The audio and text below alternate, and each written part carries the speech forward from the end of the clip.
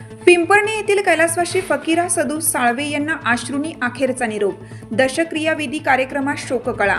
संगमनेर तालुक्यातील पिंपर्णी येथील कैलासवासी फकीरा सदू साळवे यांच्या श्रद्धांजली व दशक्रियाविधी कार्यक्रम रविवार दिनांक 4/1/2026 रोजी सकाळी 8 वाजता जोर्वे येथील दत्त मंदिर परिसरात अतिशय शोकाकुल वातावरणात पार पडला. आपला माणूस हरपल्याची हळहळ, डोळ्यात साचलेले अश्रू आणि अंतःकरणाला चटका लावणारी शांतता, अशा वातावरणात साळवे परिवाराने आपल्या कर्तृत्ववान ज्येष्ठाला अखेरचा निरोप दिला. कैलासवासी फकीरा सदू साळवे हे प्रेमळ स्वभाव, प्रामाणिक कष्ट आणि साधेपणाचे प्रतीक होते. समाजात वावरताना त्यांनी नेहमी माणुसकीला प्राधान्य दिलं.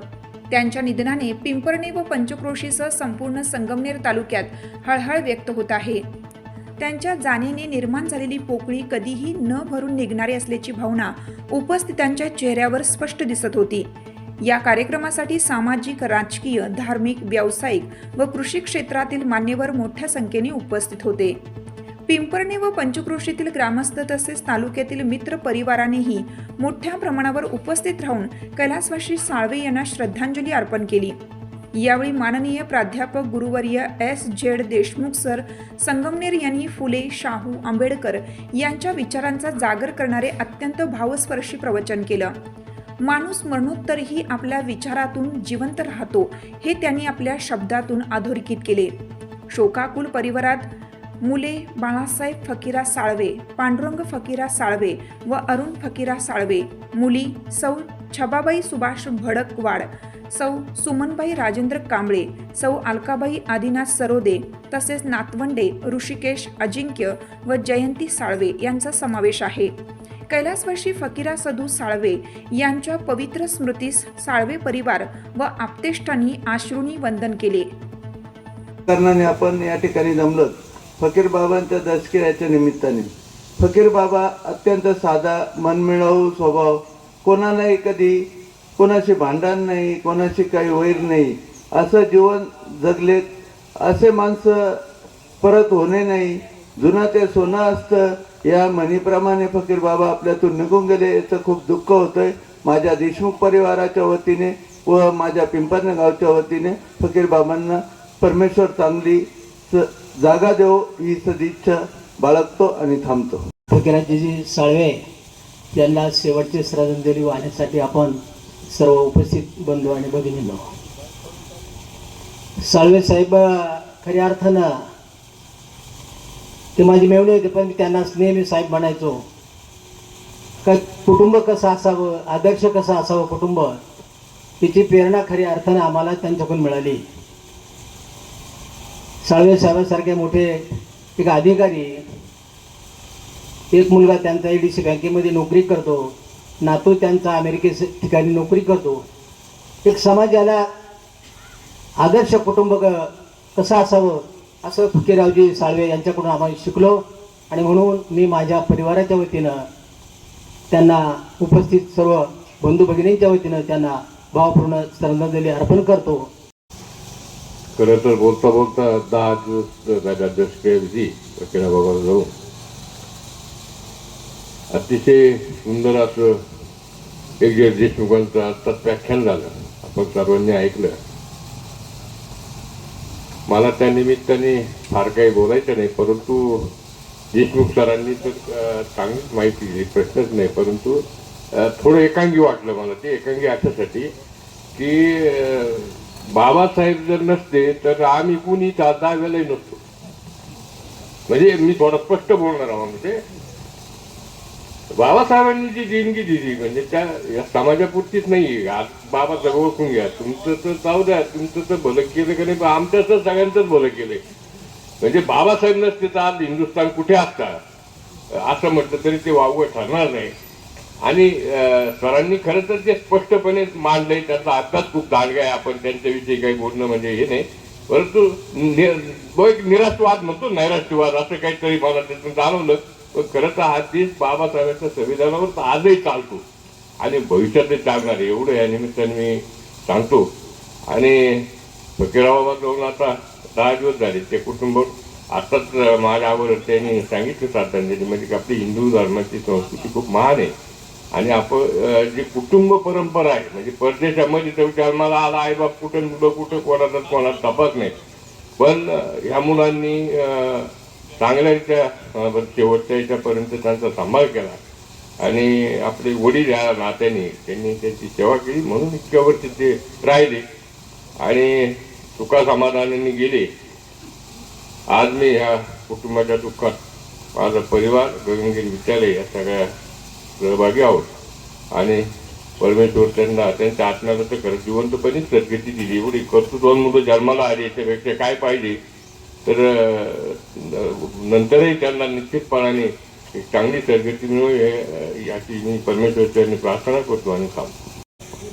दुःखित अंतकरणाने उपस्थित बंधू भगिनींनो, आज या ठिकाणी आमचे मित्र पांडुरंग साळवे यांचे वडिलांच्या दशक्रिया विधीनिमित्ताने आपण सर्वजण या ठिकाणी उपस्थित राहून त्यांच्या दुःखामध्ये सहभागी झाला. या ठिकाणी प्राध्यापक एच.जे. देशमुख सरांचं अत्यंत सुंदर असं व्याख्यान झालेलं आहे. छत्रपती शिवाजी महाराज, फुले शाहू आंबेडकर हे आपल्या जीवनामध्ये कसे बदल त्यांनी घडवून आणला, अत्यंत सुंदर अशा शब्दामध्ये त्यांनी मार्गदर्शन केलं. बापूसाहेबांनी देशमुखांनी देखील या ठिकाणी बाबासाहेब सुंदर पद्धतीने या सांगितलेले आहेत आणि निश्चितपणे आपण त्यांच्या विचाराचं अनुकरण करून सर्व समाज आपण एकत्र आहोत आणि बंधुभावाने आपण वागलं पाहिजे असा संदेश या निमित्ताने मिळालेला आहे. फकीरा बाबा साळवे यांनी त्यांच्या पुढच्या पिढीला अतिशय संस्काराने घडवलेलं आहे आणि निश्चितपणे साळवे साहेबांच्यामुळे आमच्या जीवनामध्ये देखील एक वेगळी शिस्त निर्माण झाली. या पाठीमागे फकीरा बाबांचा संस्कार महत्त्वाचा आहे आणि म्हणून प्रत्येकाच्या जीवनाला त्यांनी स्पर्श या निमित्ताने केलेला आहे आणि म्हणून त्यांच्या निधनाने आम्हाला सर्वांना दुःख झालेलं आहे. मी माझा परिवार त्यांच्या दुःखामध्ये सहभागी आहे. मी त्यांना या ठिकाणी भावपूर्ण श्रद्धांजली अर्पण. मरणाची सर्वे उत्तमची उरे कीर्ती मागे. जे कोणी जातात ते अत्यंत सुगंधी कीर्ती करून जातात, तेव्हा हा जनसमुदाय इथं येतो. नाहीतर आज कोणी कोणाकडे जायला तयार नाही. आणि एक चांगली व्यक्ती जेव्हा आपल्यातून जाते त्यावेळेस समाज हळहळतो, एक सज्जनतेचा अंत होतो आणि ही सज्जन घराघरात मिळत नाही. पांडुरंगाने यांची निर्मिती खास केलेली असते आणि हे समाजाची उपयुक्त लोक ज्यावेळेस जातात त्यावेळेस समाजात एक निश्चितपणे पोकळी निर्माण होती. परमात्मा नाशिक जिल्ह्याच्या वतीने कैलासवासी फकीरा दादा यांना मी श्रद्धांजली अर्पण करतो आणि पसायदान मीच म्हणतो. आता अंतकरणाने उपस्थित सर्व जनसमुदाय, आज या ठिकाणी आमचे आजोबा काही फकीरा सदू साळवे यांच्या दशक्रियेच्या निमित्ताने आपण सर्वजण या ठिकाणी जमलेलो आहोत. अतिशय पितृतुल्य असं हे एक व्यक्तिमत्व होतं. समाजामध्ये खरं तर एक वटवृक्ष सारखं आमचे बाबा होते. त्यांच्या पश्चात त्यांच्या जाण्याने त्यांच्या परिवारात, साळवे परिवारावरती खूप मोठासा दुःखाचा पहाड पसरलेला आहे. या दुःखातनं सावरण्याची शक्ती परमेश्वर या साळवे परिवाराला देव अशी मी ईश्वराची प्रार्थना करतो. मातंग एकता आंदोलन या राज्यव्यापी सामाजिक संघटनेच्या वतीने, साहित्य सम्राट लोकशाही अण्णाभाऊ साठे समाज भूषण पुरस्कार महासंघाच्या वतीने, महाराष्ट्र राज्य ग्राहक पंचायतच्या वतीने, संगमनेर साहित्य परिषदेच्या वतीने, स्वामी समाज परिवाराच्या वतीने, आमच्या राक्ष परिवाराच्या वतीने मी त्यांना भावपूर्ण श्रद्धांजली अर्पण करतो, विनम्र अभिवादन करतो. भडकवाड परिवार, सरोदे परिवार आणि कांबळे परिवार, आपले इष्ट मित्र मंडळ, ग्रामस्थ आणि निराळ्या क्षेत्रामध्ये काम करणारे मान्यवर या दुःखद प्रसंगी उपस्थित आहात. आज फकीरा सदू साळवे हे व्यक्तिमत्व अजातशत्रू असं व्यक्तिमत्व होतं. 92 वर्ष त्यांना आयुष्य लाभलेलं आहे. याचा अर्थ त्या कुटुंबियांनी त्यांची काळजी घेतलेली आहे. अशाच पद्धतीनं वयस्कर व्यक्तींची काळजी घेणं हे आपलं सर्वांचं कर्तव्य आहे. भारतीय संस्कृती महान आहे आणि या महान संस्कृतीमध्ये मोठ्या प्रमाणामध्ये वयस्कर व्यक्तींना दूर लोटलं जात आहे, त्याच्याकडे दुर्लक्ष केलं जात आहे. परंतु साळवे कुटुंबियांनी मात्र आपल्या आईवडिलांची चांगली सेवा केलेली आहे. आणि अशा पद्धतीची सेवा करणं हे अतिशय महत्त्वाचं आहे. आईवडिलांची सेवा ही सर्वश्रेष्ठ सेवा आहे. आपण सर्वांनी ती सेवा केली पाहिजे. ही खरी श्रद्धांजली त्यांना या ठिकाणी मिळणार आहे.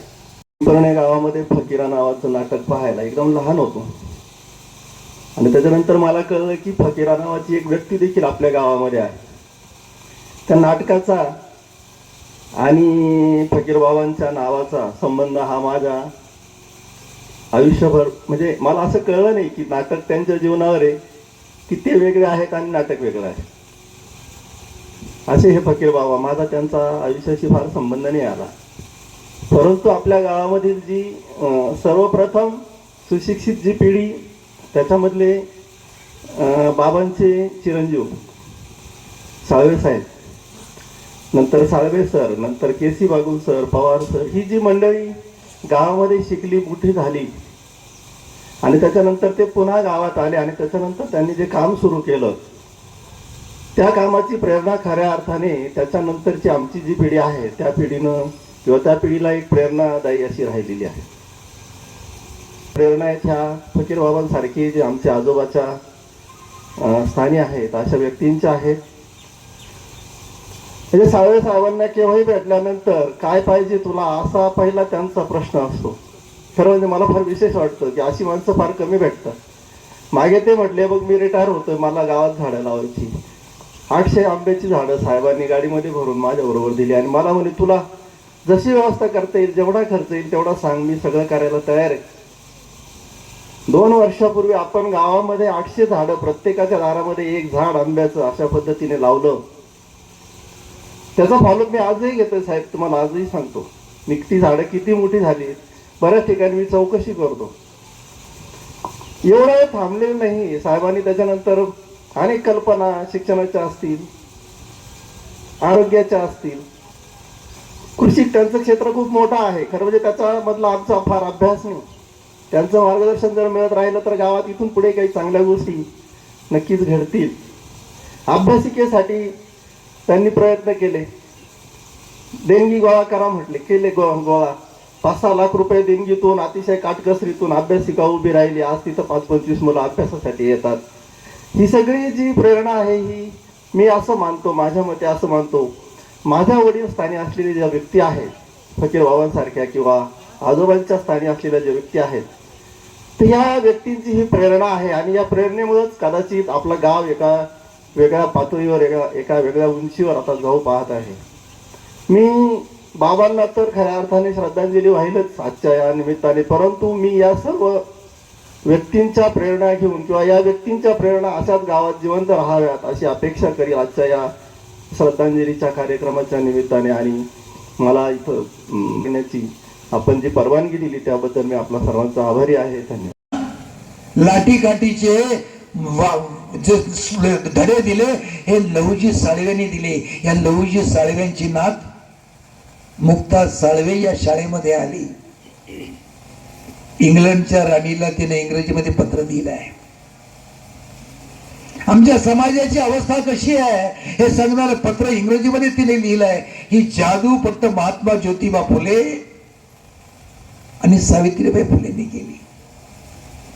त्यावेळेला महात्मा फुले थांबले असते. आज आमच्या मुली प्राध्यापक होताना पाहतोय, आम्ही डॉक्टर होताना पाहतोय, इंजिनियर होताना पाहतोय. मी अंदमानला गेलो होतो. अंदमानला विमानातून प्रवास करताना मी सहज विचारलं या विमानाची पायलट कोण आहे. या विमानाची पायलट एक महिला होती. हे सगळं पुण्य जे असेल ते महात्मा ज्योतिबा फुले आणि सावित्रीबाई फुले यांचं पुण्य आहे. पूर्वीच्या ब्राह्मण समाजामध्ये एक पद्धत होती. एखादा तरुण ब्राह्मण मरण पावला की त्याची तिरडी उचलण्यापूर्वी न्हावी यायचा आणि त्याच्या बायकोचं केशवपन करायचा, त्याला विद्रूप करायचा. महात्मा ज्योतिबा फुले त्या समाजासमोर प्रश्न मांडला, त्या मुलीचा पती मरण पावला, या तिचा काय दोष आहे.